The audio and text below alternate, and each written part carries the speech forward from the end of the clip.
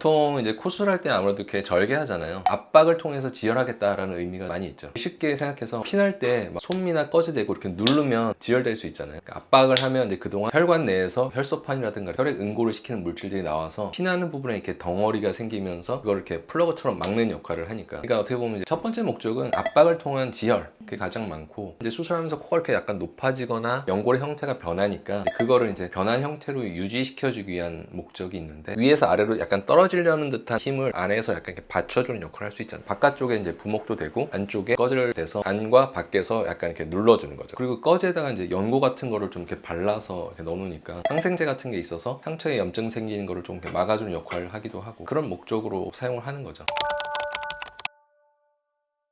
어쨌든 환자 입장에서는 코막힘으로 인한 불편감, 오래 막는다면 너무 힘들죠. 저도 예전에 기억나는 게, 코뼈가 이제 부러진 분들은 과거에 되게 오랫동안 막았어요. 5일 정도 막았다든가 이런 경우 많거든요. 빼면 그 뺀 그 솜 같은 데서 냄새도 되게 많이 나요. 오랜 동안 이제 머물러 있었으니까 막 콧물 같은 게 나오고 상처에서 출혈된 부분들이 이렇게 서로 엉겨서 냄새도 되게 많이 나고, 그래서 오래 막을 때는 좀 교체해줘야 돼요, 꺼즈를. 그러면 솜 안 넣는다는 분들은 근데 아마 그걸 되게 이렇게 자신 있게 좀 내세운다면 아마도 수술 중에 지혈을 잘해서 피가 덜 나게 했으니까 굳이 그거 할 필요 없다, 약간 이런 자신감이나 이제 좀 그거를 이제 어필하기 위한 걸 수는 있겠다. 근데 대부분 이제 술 끝나고 저도 뭐 그렇게 피가 많이 나진 않는데, 대부분 왜냐면 지혈을 하니까. 근데 그래도 혹시 또 집에 가서 피가 날 수도 있으니까 그런 면에서는 막는 게 그냥 더 낫지 않나, 저는 그냥 그렇게 생각하는 거죠. 그러니까 뭐 그게 안 막는다고 해서 뭐 큰 문제 될 건 없고, 대신에 이제 막지 않으면 피가 나서 여기서 많이 굳어요. 그러니까 딱지가 많이 형성이 돼요. 막을 때는 보통 이제 꺼지에다가 연고를 묻혀서 이렇게 막거든요. 연고가 있고 기름 성분이 있으니까 이게 쉽게 딱 빠지고 딱지가 별로 없어요. 오히려 상처 자체만 놓고 보면 꺼지를 넣었을 때가 대부분 깨끗해요. 환자가 불편한 거는 맞긴 맞아요, 확실히. 코를 이렇게 막고